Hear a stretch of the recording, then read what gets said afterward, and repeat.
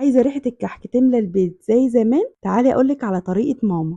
هعمل الحشوة الأساسية وهي الملبن، بحط عليه سمنة وأعجنه كويس وأكوره كور صغيرة وأشيله في التلاجة. بجهز العجينة، بنخل الدقيق كويس وأضيف عليه الخميرة والسمسم ما يكونش محمص والفانيليا والبيكنج باودر وأقلبهم كويس مع بعض وأتأكد إن هما اندمجوا سوا.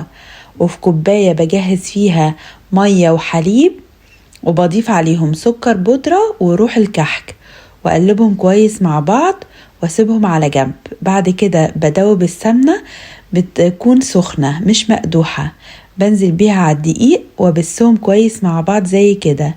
بعد كده بضيف خليط الحليب اللي جهزته، بعجنهم كويس بس مش بعجن كتير، يا دوب بس المكونات كلها تمتزج مع بعضها. باخد كورة واتأكد ان ما فيهاش شقوق كده يبقى تمام. بسيبه يتخمر 10 دقايق. بعد كده ببدأ ان انا اشكله. باخد كورة كده وبحط فيها من الملبن اللي انا عملته وبنقشه بقى. تنقشيه بالشكل اللي انت تحبيه، انا بحب انقشه بالمنقاش.